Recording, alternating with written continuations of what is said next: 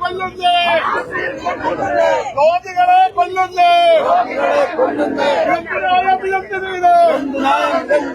പറയൂ പറയൂ സർക്കാര്, പറയൂ വീണ ജോർജ്, പഠിക്കാനറിയില്ലെങ്കിൽ രാജിവെച്ച് പുറത്തു പോകൂ സർക്കാര്, പുറത്തു പോകൂ പിണറായി വിജയ. BJP ഹിന്ദി സമരം സൂചന മാത്രം, സൂചന കണ്ടുപഠിച്ചില്ലെങ്കിൽ സമരത്തിന്റെ രൂപം മാറും, ഭാവം മാറും സൂക്ഷിച്ചു. ഭാരത് പലാക്ക് ഇതവിടെ പിടിച്ചോളാം, മൈക്കിന്റെ അവിടെ പിടിച്ചോളാം. കേരളത്തിലെ ആരോഗ്യ മേഖലയെ തകർക്കുന്ന, കേരളത്തിലെ ജനങ്ങളുടെ ജീവൻ അപകടത്തിലാക്കുന്ന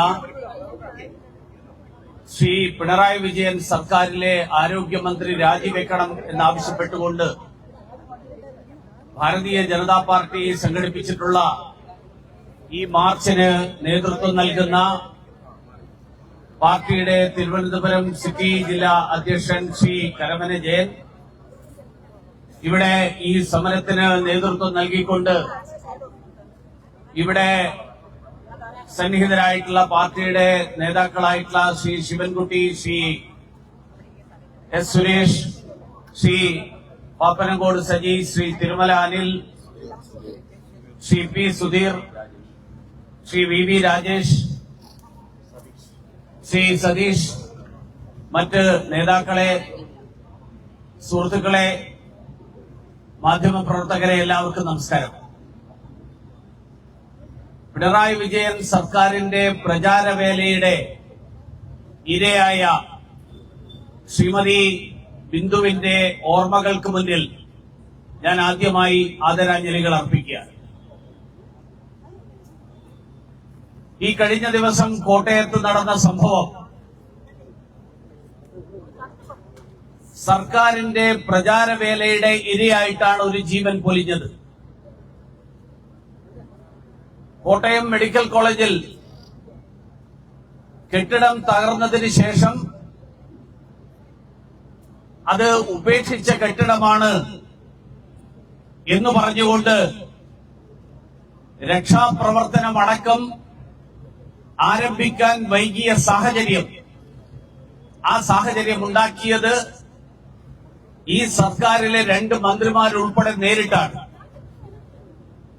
മുഖ്യമന്ത്രി ഉൾപ്പെടെയുള്ള മന്ത്രിമാർ കോട്ടയത്ത് അവലോകന യോഗത്തിൽ പങ്കെടുക്കുന്നതിനിടയിലാണ് ഈ സംഭവം ഉണ്ടായത്.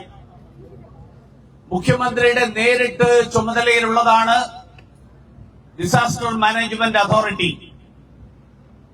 ഒരു മെഡിക്കൽ കോളേജിലെ കെട്ടിടം തകർന്നു കഴിഞ്ഞാൽ, ആ കെട്ടിടം തകർന്നു കഴിഞ്ഞാൽ തുടർ നടപടികൾ സ്വീകരിക്കേണ്ട ഡിസാസ്റ്റർ മാനേജ്മെന്റ് അതോറിറ്റിക്ക് നേതൃത്വം നൽകുന്ന ജില്ലാ കലക്ടർ, ആ ജില്ലാ കലക്ടർക്ക് സംഭവ സ്ഥലത്ത് എത്താൻ പോലും എത്ര താമസമുണ്ടായി എന്ന് നമ്മളെല്ലാവരും ഇന്നലെ അറിഞ്ഞതാണ്. കാരണം ജില്ലാ കലക്ടർ മുഖ്യമന്ത്രിയുടെ അവലോകന യോഗത്തിൽ പങ്കെടുക്കുകയായിരുന്നു. ആരോഗ്യമന്ത്രി അതുപോലെ കോട്ടയം മെഡിക്കൽ കോളേജിൽ അവിടുത്തെ ബഹുമാന്യനായിട്ടുള്ള മന്ത്രിയുണ്ട്, വാസവൻ മന്ത്രി. അദ്ദേഹം അറിയാതെ കോട്ടയം മെഡിക്കൽ കോളേജിൽ ഒരു ഈച്ച പോലും അനങ്ങില്ല എന്നാണ് കോട്ടയത്തുകാർ പറയുന്നത്. അദ്ദേഹം അവിടെ നേരിട്ട് വന്ന്, ഇവർ രണ്ടുപേരും നേരിട്ട് വന്ന് നേരിട്ട് സർട്ടിഫിക്കറ്റ് കൊടുത്തു. അവിടെ ഈ കെട്ടിടം ഉപേക്ഷിച്ച കെട്ടിടമാണ്, കെട്ടിടം തകർന്നതുകൊണ്ട് ഒന്നും സംഭവിച്ചിട്ടില്ല, ആർക്കും ഒരു അപകടവും ഉണ്ടായിട്ടില്ല. നമ്മുടെ ആരോഗ്യമന്ത്രി അവരുടെ നിയമസഭയിലെ പ്രസംഗം നമ്മളെല്ലാവരും കേട്ടിട്ടുള്ളതാണ്. ഈ നാടിന്റെ കപ്പിത്താനെ കുറിച്ചുള്ള പ്രസംഗം. ആരോഗ്യ വകുപ്പിന് കപ്പിത്താനില്ലാത്ത അവസ്ഥയാണ് മാഡം. ആരോഗ്യ വകുപ്പ് എന്ന കപ്പൽ അത് പകുതി മുങ്ങിക്കഴിഞ്ഞിരിക്കുകയാണ്. ബിന്ദു എന്ന സ്ത്രീ മരിച്ചത് ആരോഗ്യമന്ത്രി പണ്ടൊരിക്കൽ പറഞ്ഞത് കോവിഡിന്റെ കണക്കുകൾ മറച്ചുവെക്കുന്നു എന്നുള്ള ആരോപണം വന്നപ്പോ പറഞ്ഞത് ചക്ക വീണ് മരിക്കുന്ന ആളുകളെ അടക്കം കോവിഡ് മരണത്തിന്റെ കണക്കിൽ ഉൾപ്പെടുത്തിയ സാഹചര്യമുണ്ടായി എന്നാണ്. ഇവിടെ ബിന്ദു മരിച്ചത് ചക്ക വീണിട്ടല്ല, വേണം കെട്ടിടം തകർന്നിട്ടാണ്.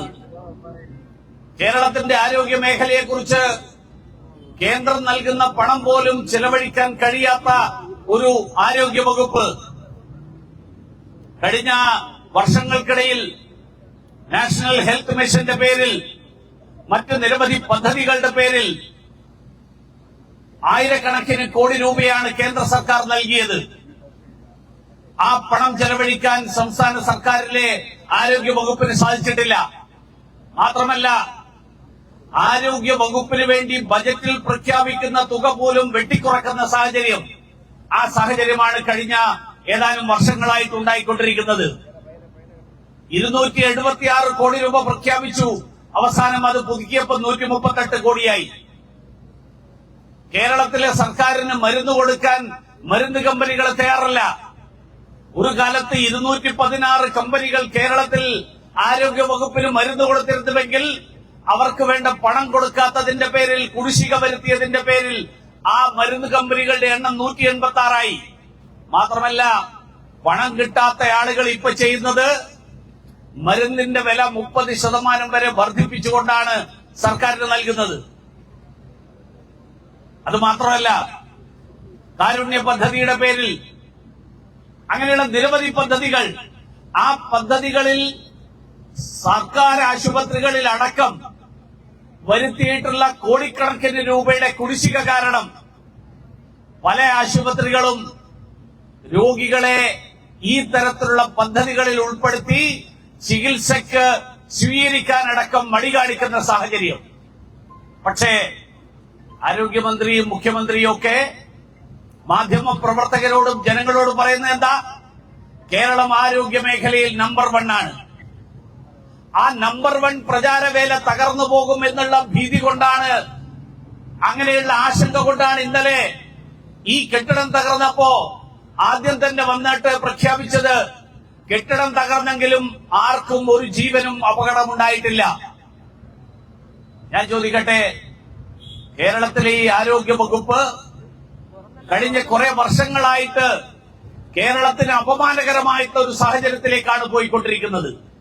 അതുകൊണ്ടാണല്ലോ തിരുവനന്തപുരം മെഡിക്കൽ കോളേജിലെ ഒരു ഡോക്ടർക്ക്, പാർട്ടിക്കാരനാണെന്ന് എല്ലാവരും അംഗീകരിക്കുന്ന ഒരു ഡോക്ടർ, CPM അനുകൂലിയാണെന്ന് അംഗീകരിക്കുന്ന ഡോക്ടർ, ആ ഡോക്ടർക്ക് പരസ്യമായിട്ട് പറയേണ്ടി വന്നു. അവസാനം ഇപ്പോ മുഖ്യമന്ത്രി അടക്കം നടത്തിയ പരസ്യമായിട്ടുള്ള ഭീഷണി, ആ ഭീഷണിക്കൊടുവിൽ ആ സമർത്ഥനായിട്ടുള്ള ഡോക്ടർക്ക് ഞാൻ ചെയ്തത് തെറ്റായിപ്പോയി എന്ന് പറയേണ്ടി വരുന്ന ഒരു സാഹചര്യം, ആ സാഹചര്യത്തിലെത്തിയിരിക്കുകയാണ്. അസുഖം ബാധിച്ചു വരുന്ന ആളുകളോട്, ശസ്ത്രക്രിയക്ക് വരുന്ന ആളുകളോട് ഉപകരണങ്ങൾ അടക്കം, അതിനടക്കം കാശ് വാങ്ങേണ്ടി വരുന്ന സാഹചര്യം, ആ സ്ഥിതിയിലാണ് കേരളത്തിലെ ആരോഗ്യ വകുപ്പ്. അങ്ങനെ തകർച്ചയിലായിട്ടുള്ള ആരോഗ്യ വകുപ്പ്. ഇതിന്റെ കൂട്ടത്തിൽ 2 പ്രതികൾ കൂടി ഈ സംഭവത്തിലുണ്ട്. ഞാൻ നേരത്തെ പറഞ്ഞു, ഡിസാസ്റ്റർ മാനേജ്മെന്റ് അതോറിറ്റിയുടെ ചുമതല വഹിക്കുന്ന മുഖ്യമന്ത്രി.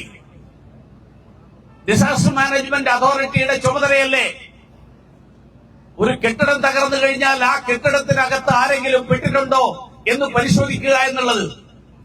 എന്തുകൊണ്ട് ഇത്രയും കാലതാമസം വന്നു? എന്തുകൊണ്ട് ജില്ലാ കളക്ടർ ഉടൻ സ്ഥലത്തെത്തിയിട്ടില്ല? ബഹുമാന്യനായിട്ടുള്ള മുഖ്യമന്ത്രി നേരിട്ട് കൈകാര്യം ചെയ്യുന്ന വകുപ്പാണ് ഡിസാസ്റ്റർ മാനേജ്മെന്റ്. ആ വകുപ്പിന്റെ കുത്തഴിഞ്ഞ അവസ്ഥ കഴിഞ്ഞ കാലങ്ങളിൽ പ്രളയത്തിന്റെ കാലത്തും മണ്ണൊലിക്കലിന്റെ കാലത്തും അതുപോലെ ഉരുൾപൊട്ടലിന്റെ കാലത്തുമൊക്കെ നമ്മൾ കണ്ടിട്ടുള്ളതാണ്, നമ്മൾ അനുഭവിച്ചിട്ടുള്ളതാണ്. കോട്ടയം മെഡിക്കൽ കോളേജിൽ ഈ സംഭവത്തോടുകൂടി ഒരിക്കൽ കൂടി അത് വ്യക്തമായിരിക്കുകയാണ്. മറ്റൊരാൾ കൂടിയുണ്ട്, അയാൾ ഇന്നലെ മുതൽ മിണ്ടിയിട്ടില്ല, നമ്മുടെ മരുമകൻ മന്ത്രി. കാരണം പൊതുമരാമത്ത് വകുപ്പ് അദ്ദേഹത്തിന്റെ ചുമതലയാണ്. 2013 മുതൽ ഫിറ്റ്നസ് സർട്ടിഫിക്കറ്റ് കൊടുത്തിട്ടില്ലാത്ത കെട്ടിടമാണിത്. ആ കെട്ടിടം എന്താ പൊളിച്ചു നീക്കാതിരുന്നത്? ആ കെട്ടിടത്തിന് ഫിറ്റ്നസ് ഇല്ലെങ്കിൽ അവിടെ ഒരു ബോർഡ് സ്ഥാപിക്കേണ്ടതായിരുന്നില്ലേ? ഈ കെട്ടിടത്തിനകത്ത് ഇത് അപകടാവസ്ഥയിലാണ്, ഇതിനകത്ത് ആരും പ്രവേശിക്കരുത്. അവിടെ ആരും പ്രവേശിക്കുന്നില്ല എന്ന് ഉറപ്പുവരുത്താനുള്ള സംവിധാനങ്ങൾ ഏർപ്പെടുത്തേണ്ടിയിരുന്നതല്ലേ? കേരളത്തിലെ പൊതുമരാമത്ത് വകുപ്പ്, ആ പൊതുമരാമത്ത് വകുപ്പിനും ഇതിൽ ഉത്തരവാദിത്വമുണ്ട്. ബിന്ദുവിന്റെ മരണം കേവലം വീണ ജോർജിന്റെ കെടുകാര്യസ്ഥത കൊണ്ട് മാത്രമല്ല, മരുമകൻ മന്ത്രിയുടെ നേരിട്ടുള്ള ചുമതലയിലുള്ള മാസം തോറും ദേശീയപാത പരിശോധിക്കാൻ ഇറങ്ങി പുറപ്പെടുന്നു എന്ന് വീമ്പളക്കുന്ന മന്ത്രി അപകടത്തിലായ ഉപയോഗരഹിതമാണ് എന്ന് പറയുന്ന ഒരു കെട്ടിടം, ആ കെട്ടിടം ഒന്നുകിൽ പൊളിച്ചു മാറ്റണം. 2013 ശേഷം ഫിറ്റ്നസ് ഇല്ല എന്നാണ് പറയുന്നത്. 10 വർഷമായി, 12 വർഷമായി, 12 വർഷമായിട്ട് ഫിറ്റ്നസ് സർട്ടിഫിക്കറ്റ് ഇല്ലാത്ത ഒരു കെട്ടിടം മെഡിക്കൽ കോളേജിന്റെ ക്യാമ്പസിനകത്ത് നിലനിൽക്കുക. ഇന്നലെ രാവിലെ പോലും നൂറുകണക്കിന് രോഗികളുടെ കൂട്ടിരിപ്പുകാർ അവരൊക്കെ ആ കെട്ടിടത്തിലെ പ്രാഥമിക സൗകര്യങ്ങൾക്ക് വേണ്ടിയിട്ടുള്ള സംവിധാനങ്ങൾ ഉപയോഗപ്പെടുത്താനുള്ള സാഹചര്യം ഉണ്ടാക്കി കൊടുക്കുക. ഈ മരണത്തിന്റെ ഉത്തരവാദികൾ, ആ ഉത്തരവാദികളിൽ പൊതുമരാമത്ത് വകുപ്പിന് അതിൽ നിന്ന് കൈകഴുകി മാറാൻ പറ്റുമോ? എന്തുകൊണ്ട് ഇത് സംഭവിക്കുന്നു? 12 കൊല്ലമായിട്ട് എന്തുകൊണ്ട് ഇതിനെ സംബന്ധിച്ച് ഒരു വിലയിരുത്തലും നടക്കുന്നില്ല? ഫിറ്റ്നസ് ഇല്ലാത്ത ഒരു സർട്ടിഫിക്കറ്റ് ഇല്ലാത്ത ഒരു കെട്ടിടം കേരളത്തിലെ മെഡിക്കൽ കോളേജിന്റെ ആ ക്യാമ്പസിനകത്ത് നിലനിൽക്കാൻ ആരുടെ അനുവാദപ്രകാരമാണ് അതിനു വേണ്ടിയിട്ടുള്ള സംവിധാനം ഒരുക്കിയത്? കേരളത്തിലെ മുഖ്യമന്ത്രിയുടെ നേരിട്ടുള്ള താൽപര്യത്തിൽ, നേരിട്ടുള്ള നിയന്ത്രണത്തിലുള്ള ഡിസാസ്റ്റർ മാനേജ്മെന്റ്, ആരോഗ്യ വകുപ്പിന്റെ ചുമതല വഹിക്കുന്ന മന്ത്രി വീണ ജോർജ്, പിന്നെ കോട്ടയം മെഡിക്കൽ കോളേജ് നേരിട്ട് ഭരിക്കുന്ന കോട്ടയത്തുകാരൻ വാസവൻ മന്ത്രി, പിന്നെ നമ്മുടെ മരുമകൻ മന്ത്രി. ഇവരുടെ 4 പേരുടെ നിരുത്തരവാദപരമായിട്ടുള്ള നിലപാടുകളുടെയും നയങ്ങളുടെയും പെരുമാറ്റത്തിന്റെയും ഫലമായിട്ടാണ് കേരളത്തിലെ ഒരു ആശുപത്രിയിൽ കൂട്ടിരിപ്പിന് പോയ ഒരു സ്ത്രീക്ക് ജീവൻ നഷ്ടപ്പെടുന്ന സാഹചര്യമുണ്ടായി. അത് കഴിഞ്ഞിട്ടും പ്രചാരവേലക്കൊട്ടും കുറവില്ല. ഈ കെട്ടിടം തകർന്നപ്പോൾ വീണ ജോർജും വാസവൻ മന്ത്രിയും കേരളത്തിലെ ആരോഗ്യ മേഖലയുടെ നേട്ടങ്ങളെക്കുറിച്ച് മാധ്യമപ്രവർത്തകരെ ബോധ്യപ്പെടുത്താൻ വേണ്ടിയിട്ടുള്ള ശ്രമമാണ് നടന്നത്. കേരളത്തിൽ വ്യാപകമായി നടമാടുന്ന അഴിമതി, ആ അഴിമതിയാണ് ഇതിന്റെയൊക്കെ പിന്നില്. മരുന്ന് കമ്പനിക്കാരുമായിട്ടുള്ള കരാറുകളിൽ അഴിമതി, കെട്ടിട നിർമ്മാണത്തിന്റെ പേരിലുള്ള അഴിമതി, അങ്ങനെയുള്ള അഴിമതിക്കാർക്ക് കൂട്ടുനിൽക്കുന്ന ഈ അഴിമതി കൂട്ടത്തെ കേരളത്തിലെ ജനങ്ങൾ അടിച്ചു പുറത്താക്കുന്ന സാഹചര്യം, ആ സാഹചര്യം അധികം താമസിയാതെ ഉണ്ടാകും എന്നുള്ള കാര്യത്തിൽ ആർക്കും ഒരു സംശയവും വേണ്ട. അതുകൊണ്ട് കേരളം നമ്പർ 1 എന്നുള്ള പ്രചാരവേല നടത്തി. ഒരാൾക്ക് ആരോഗ്യ വകുപ്പിലെ വീഴ്ചകൾ പറയാനുള്ള സാഹചര്യം പോലുമില്ല. കാരണം മുഖ്യമന്ത്രിക്ക് വാഴ്ത്തുപാട്ടുകൾ മാത്രമേ ഇഷ്ടമുള്ളൂ, അല്ലാത്ത ഒരു കാര്യവും മുഖ്യമന്ത്രിക്ക് ഇഷ്ടമല്ല. ആ വാഴ്ത്തുപാട്ടിന്റെ കാലഘട്ടം, ആ കാലഘട്ടം സൃഷ്ടിച്ചുകൊണ്ട് കേരളത്തെ അപകടകരമായിട്ടുള്ള സാഹചര്യത്തിലേക്ക് തള്ളിവിടുന്ന ഈ സർക്കാരിന് അധികകാലം ആയുസ്സിനിയില്ല എന്ന് മുന്നറിയിപ്പ് നൽകാൻ ഞാൻ ഈ അവസരത്തിൽ ആഗ്രഹിക്കുകയാണ്. അതുകൊണ്ട് ഇവരെ ചവിട്ടി പുറത്താക്കി ചാണകം തെളിയിച്ചാൽ മാത്രമേ കേരളത്തിലെ ആരോഗ്യ രംഗത്തെ ശുദ്ധീകരിക്കാൻ കഴിയുകയുള്ളൂ. അതിന് കേരളത്തിലെ ആ ജനങ്ങൾ മുന്നോട്ട് വരാൻ പോവുകയാണ് എന്ന് മാത്രം മുന്നറിയിപ്പ് നൽകിക്കൊണ്ട് ഇന്ന് ഈ സമരത്തിൽ പങ്കെടുത്ത് കേരളത്തിലെ ജനങ്ങളുടെ രോഷം പ്രകടിപ്പിച്ച ഭാരതീയ ജനതാ പാർട്ടിയുടെ പ്രവർത്തകരെ എല്ലാവരെയും ഒരിക്കൽ കൂടി അഭിവാദ്യം ചെയ്തുകൊണ്ട് ഞാൻ എന്റെ വാക്കുകൾ അവസാനിപ്പിക്കുന്നു. എല്ലാവർക്കും നമസ്കാരം.